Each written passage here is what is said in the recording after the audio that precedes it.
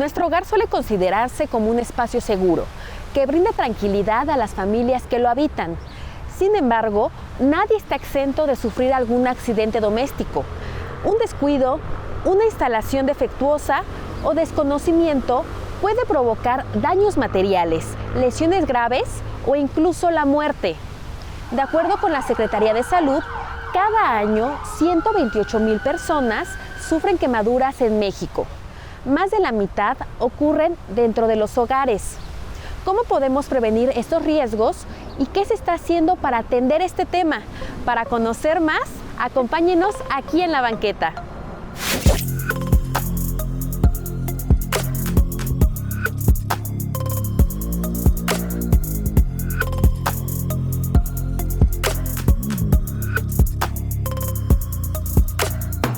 Hubo un accidente en la casa de Mica con el árbol de Navidad.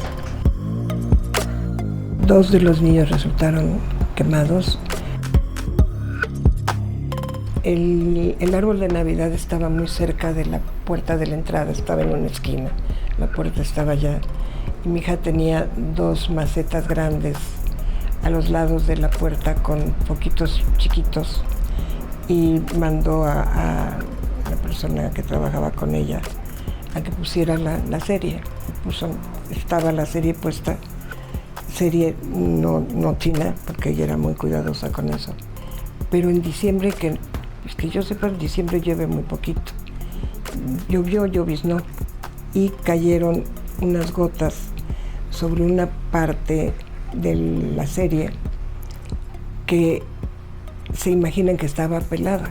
O sea que se peló y no se dieron cuenta. Y cayeron unas gotas y las chispas corrieron por abajo de la puerta, incendiaron el árbol. La casa tenía mucha madera. Michu tenía 4 niños, Mau y Loren estaban durmiendo juntos en sus literas. Loren bajó al cuarto de su mamá. Camila dormía en el otro cuarto de junto, su puerta estaba cerrada. Y Michu tenía al bebito de 11 meses en su cuarto, de los 4 niños. Entonces ella tenía 2 en su cuarto cuando empezó a oler que había fuego. Ella sacó a los 2 primeros, subió las escaleras para rescatar a los otros 2 y murió en la escalera. Ella ya no supo que los bomberos entraron, sacaron a Mauri y sacaron a Camila y los trasladaron al hospital aquí en el sur de México.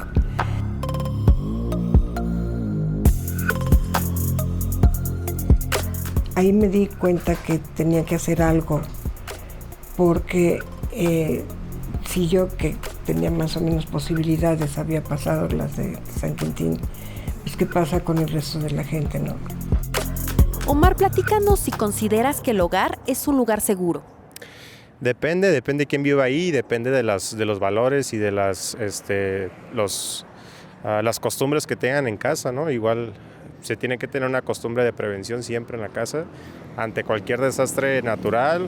En el interior del hogar, bueno, pues está el gas, la electricidad, ¿no? Si tú no tienes cuidado con las cuestiones eléctricas, pues puede haber un cortocircuito o una explosión con el gas, entonces tienes que tener mucho manejo con los tanques de gas. Desafortunadamente, yo creo que por el lugar en donde vivo, he sido testigo de 2 explosiones de tanques de gas.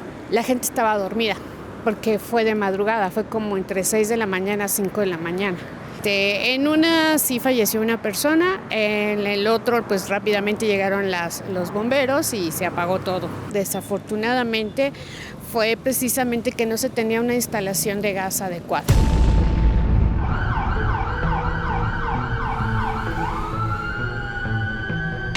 Platícanos desde tu experiencia, pues cuáles serían estos riesgos que están más presentes en los hogares.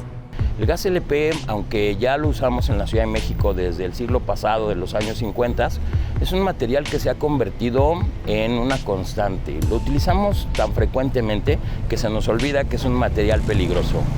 Y como material peligroso debemos de tener algunas precauciones. Si nosotros tenemos una instalación inadecuada en nuestro domicilio, podemos presentar fugas, aunque sean pequeñas, pero esas fugas nos permiten que el gas se esté acumulando sin percibirlo, sin darnos cuenta, y que quizás se encuentre un punto de ignición y pueda haber una deflagración que sea de grandes proporciones. En promedio atendemos 200 emergencias diarias en toda la Ciudad de México, que involucran desde incendios, fugas de gas, choques, rescate de gatitos y demás. De esas 200 emergencias, al menos el 70% tienen que ver con incidentes relacionados con gas LP o gas natural. Primero tenemos que saber bien en qué situación nos encontramos dentro de nuestra vivienda. ¿Cuál es la calidad de nuestra vivienda? Si nuestra vivienda no tiene ningún tipo de riesgo, si nuestra vivienda no tiene ningún tipo de grieta, si no tiene ningún problema de tipo estructural que haya necesidad de solucionar rápidamente. La mayoría de las veces los problemas son por la falta de mantenimiento. El mantenimiento, por ejemplo, de los servicios, el tema del gas, hay que ver si no hay fugas en nuestras instalaciones de gas, si esas instalaciones han sido hechas de forma adecuada, con algún especialista en el tema. Y lo otro es el tema eléctrico, el tema de la energía eléctrica. Si tenemos que saber que tenemos que tener los pasillos libres, en el caso de que tengamos algún sismo fuerte tenemos que salir rápidamente de ahí, por lo tanto no tenemos que tener algo que esté impidiendo ese flujo rápido. Las afectaciones provocadas por fenómenos naturales o por acciones humanas pueden prevenirse o minimizarse si cada familia conoce sus riesgos y actúa con conciencia. En 2023, el heroico Cuerpo de Bomberos registró cerca de 5,000 incendios, muchos de los cuales, según sus reportes, fueron originados por cortocircuitos o sobrecargas eléctricas. A esos riesgos se suman las fugas de gas LP y gas natural, que corresponde al 70% de todas las acciones diarias del Cuerpo de Bomberos en la capital. Una de las condiciones que propician un accidente con gas es el uso de instalaciones inadecuadas. ¿A qué me refiero?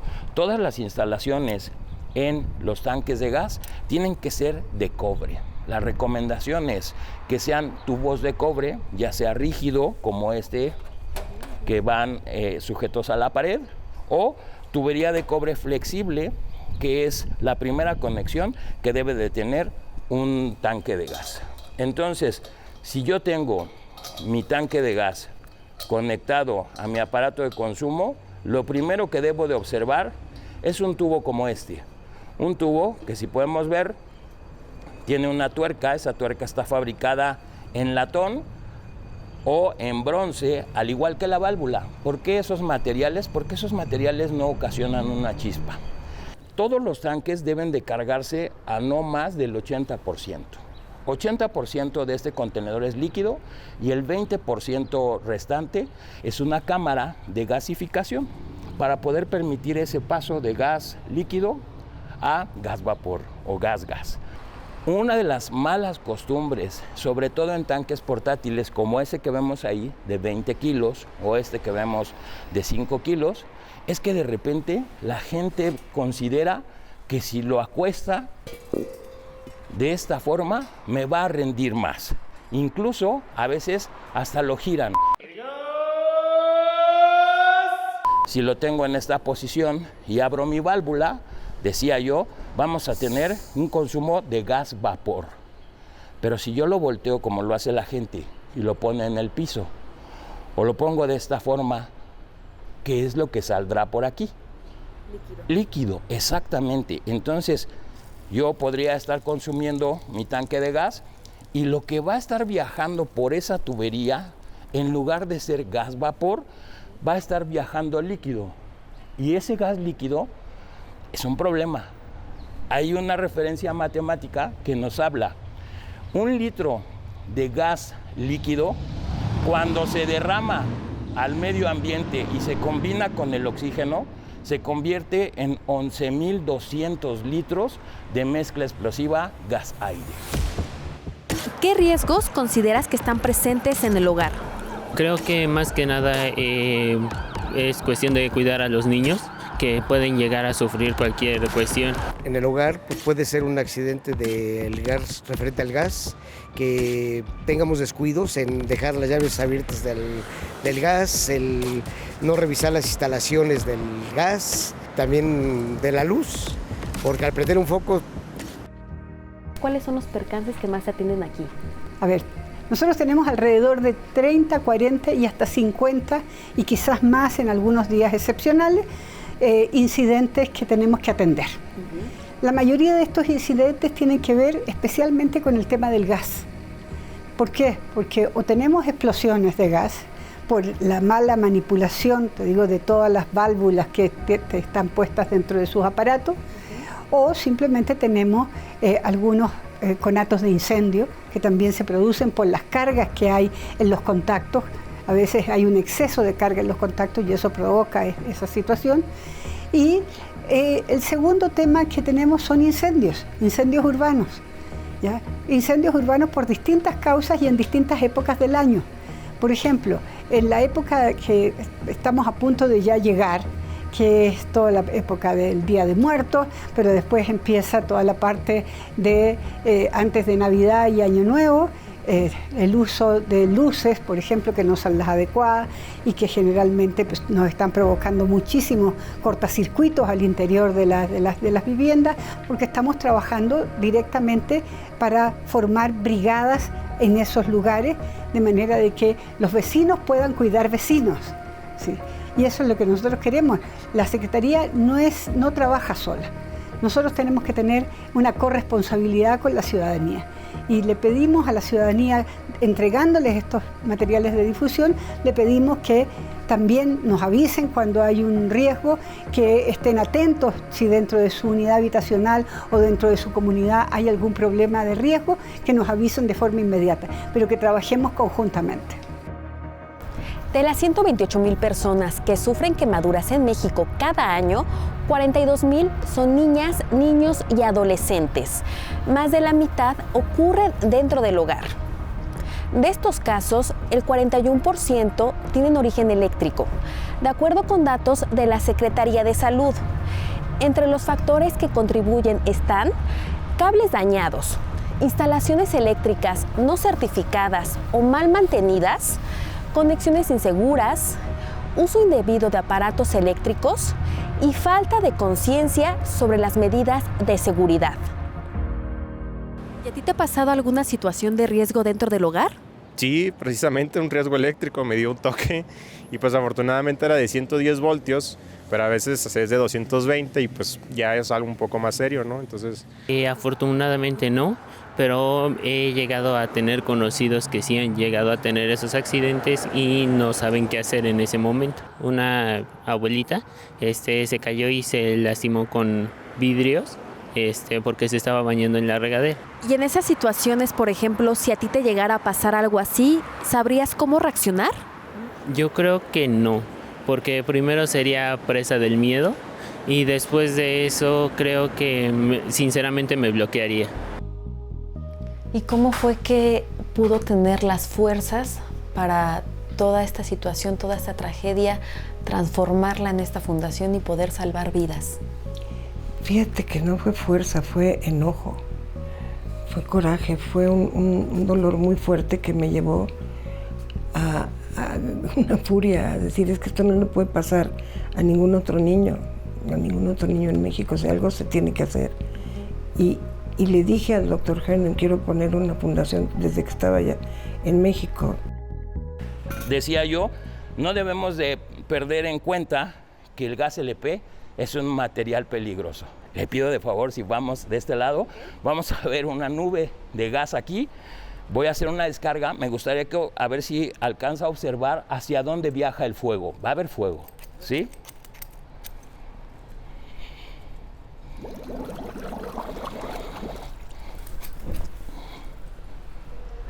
El agua no nos impidió que hubiera fuego. Nada. Voy a ocasionar el derrame durante un tiempo mayor.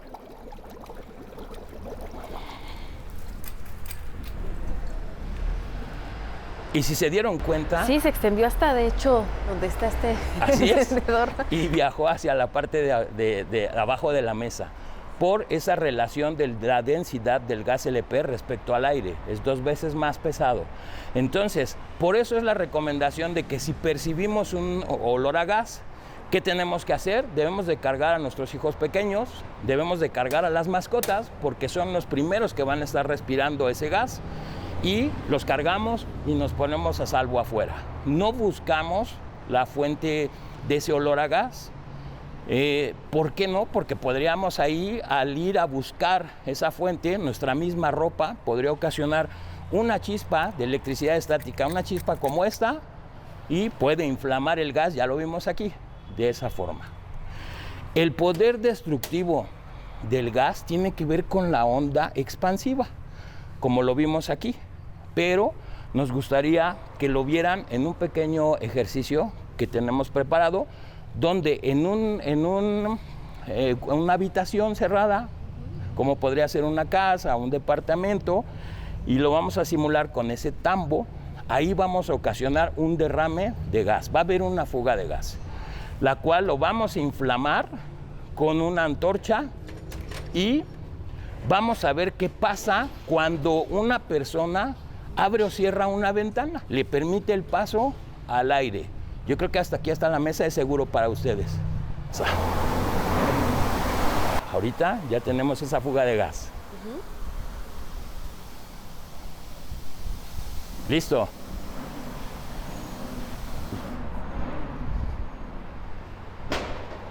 Ahora, observemos esto. Lo que quiero que observen es, aún tenemos fuego. Abrimos completamente la ventana y vamos a permitir el paso. Hasta arriba, Lucero, hasta arriba.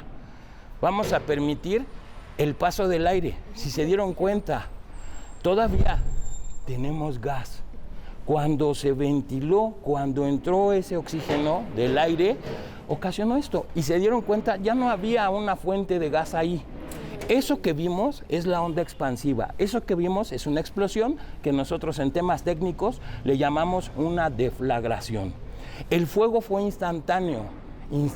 Por eso en ocasiones que hay una fuga de gas y de repente explota la habitación, a veces ya no vemos fuego. Viajó tan rápido, igual que en el Puente de la Concordia, viajó tan rápido ese fuego a más de 1000 grados centígrados que le arrancó la piel a la gente.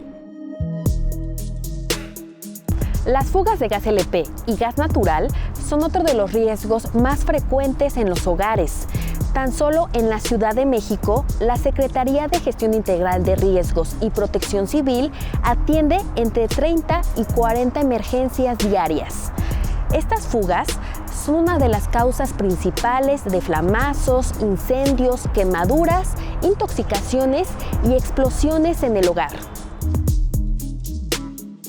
Y además de esta difusión y estas brigadas que se hacen desde esta Secretaría, ¿qué otras acciones se han implementado para combatir este tipo de incidentes? Por ejemplo, nos comentabas lo de la explosión.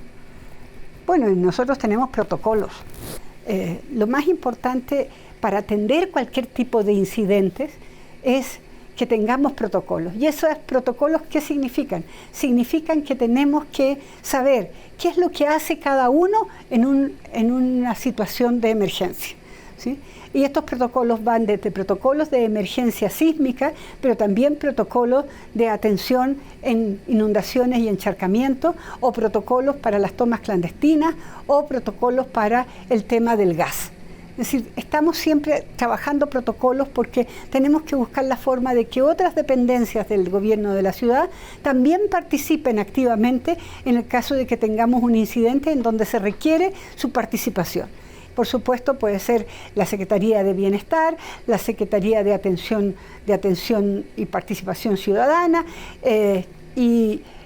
podemos también llamar a la Oficina de Atención a Víctimas.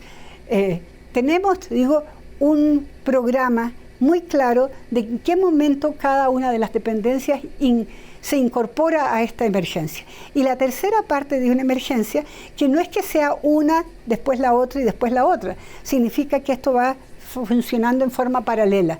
La tercera es la rehabilitación, y ahí tiene que participar la Secretaría de Vivienda, por ejemplo, ¿sí?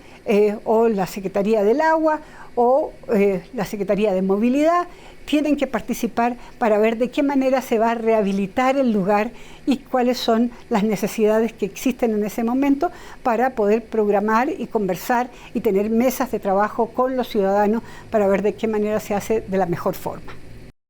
¿Qué debería de hacer el gobierno para garantizar que todos los ciudadanos, nosotros desde la casa, estemos prevenidos y sepamos qué hacer en el caso de algún riesgo? Bueno, a lo mejor implementar algún tipo de campaña de difusión, mejor debería de poner más atención a las empresas gaseras, que realmente los tanques estén en buen estado, no sé, tal vez multarlos o reglamentar, no sé si existe una reglamentación o una ley que nos diga, ¿no? O como usuarios, pues ir a la Profeco, ¿no? Yo sí he tenido casos donde se sale luego el tanque de gas y lo que hago inmediatamente es llamar a la empresa, inmediatamente me lo cambian. Yo creo que más que nada el decirle a las personas, que generar campañas de concientización, tanto como en escuelas, en lugares de trabajo, y el facilitar como el acceso hacia un número de emergencia en el cual sea específicamente para riesgos en el hogar. Pues seguramente haciendo conciencia a través de los accidentes a los que podemos incurrir estando en casa y teniendo como comunicación muy sencilla y amigable, a lo mejor hasta con dibujos, de cómo cuidarnos todos como adultos y sobre todo a los niños y a los adultos mayores.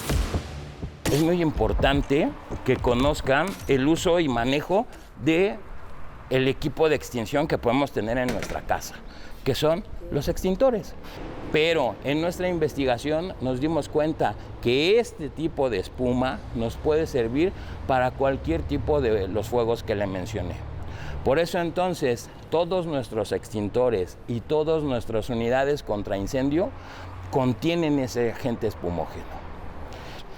Podría parecer muy sencillo quitar un seguro, ver si está en óptimas condiciones, con que la manecilla esté en la parte verde, sujetar nuestra manguera, sujetar nuestras palancas y hacer un disparo. Parece algo muy sencillo, pero a veces con la emergencia es complicado. Nosotros les damos un taller y ese taller es completamente gratuito. Les vamos a proporcionar los extintores, vamos a hacer una simulación con fuego, les vamos a explicar en qué consta esa espuma que ya vieron aquí derramada y cómo conocer si está en óptimas condiciones o no. ¿Cómo es tener una fundación tan grande con esta labor tan importante? ¿Qué es lo que te motiva a poderla seguir sacando adelante día con día? Mira, el saber que niños quemados va a haber y siguen habiendo, y desgraciadamente no se ha bajado el número de niños quemados para nada. Y no se va a bajar mientras el gobierno no le ponga atención realmente a la prevención. Nosotros tenemos campañas de prevención que han sido premiadas a nivel internacional. Una por la Reina de España como la mejor campaña de prevención internacional. Y la otra, hemos recibido los premios de presidencia, 2 sexenios de prevención, y hemos recibido el reconocimiento de Shriners. Es más, Shriners está usando también nuestra campaña de prevención en Estados Unidos. 5 acciones fundamentales para prevenir riesgos en el hogar son: revisar periódicamente las instalaciones eléctricas, mantener las conexiones de gas en buen estado, instalar detectores de humo y monóxido de carbono y verificar su funcionamiento, crear un plan familiar de protección civil, supervisar constantemente a los menores de edad. Ante cualquier emergencia, comunícate a los teléfonos que aparecen en pantalla. Y nosotros, las personas, los ciudadanos, ¿qué consideras que deberíamos de tomar en cuenta para prevenir estos riesgos? Yo creo que más que nada cerciorarnos, porque es muy importante en cualquier fuga de gas, cerciorarnos de que apagamos bien los electrodomésticos que usamos, no dejar al alcance cualquier veneno, cualquier cosa que utilicemos más que nada para limpiar el inodoro, que es muy riesgoso.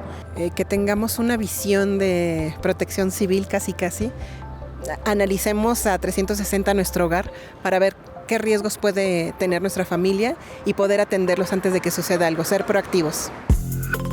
A ver, hay muchas recomendaciones para aquellos que están en su casa y que están escuchando esto. Primero, ¿han revisado alguna vez las conexiones de gas? Veamos todas nuestras conexiones eléctricas. No pongamos 5 equipos en el mismo contacto. Preocupémonos también de eso.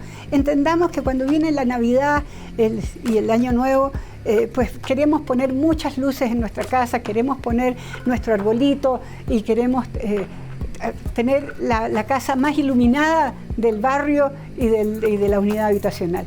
Tengamos cuidado. ¿Dónde compramos esas luces? Que sean luces que tienen un estándar básico, ¿ya? Que permita que se usen sin problemas, digo, de que a los 5 minutos esto estalle. Tenemos que ver dónde están las conexiones.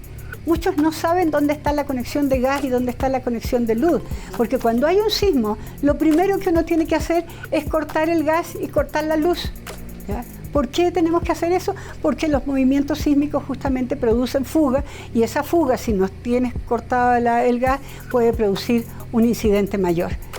Tenemos que revisar nuestras viviendas, siempre, estar atendiéndolas, no dejar esto para más rato, no dejar esto para la próxima semana y el próximo mes. Tenemos que buscar gente además especializada en los temas, no cualquiera que te haga una instalación, porque hemos tenido tristes referencias en relación a eso. Nosotros tenemos cerca de 129 cursos que son gratuitos, que la población puede informarse directamente en la página web de la Secretaría, tomar algunos de los cursos, son gratuitos, son fáciles de tomar y además son autogestivos. ¿Esto qué quiere decir? Que lo pueden tomar en cualquier momento, puede ser un sábado, domingo, festivo, puede ser un fin de semana, cuando quieran. Pues tenemos ya alrededor de 1.050.000 participantes en los cursos de capacitación. Quiere decir que le está interesando a mucha gente, saber cómo se maneja un extintor, por ejemplo. Es necesario saberlo. Puedes tomar un curso pequeño, corto, pero por lo menos para tener las nociones básicas para atender ese tipo de eventos. Utilicemos siempre tubería de cobre, no este tipo de mangueras. Estas son las que podemos comprar comúnmente en una tlapalería, en una ferretería, y nos las venden como para gas. Y podemos ver, incluso en muchos puestos en la calle, esto es lo que tienen. ¿Qué recomendamos? Uso de tubería de cobre. Aquí que sigue un regulador. Y después de ese regulador viene mi instalación de tubo rígido hasta mi aparato de consumo. Evitar, en la medida de lo posible, este tipo de conexiones. Aunque están certificadas, aunque esta es una manguera que aquí podemos observar, nos da algunas referencias que es para uso de gas LP, aún así es insegura. ¿Qué es lo que vamos a hacer? Vamos a ocasionar un pequeño derrame de gas, es seguro. Este es el mismo gas que tiene este tanque y vamos a ver cómo trabaja.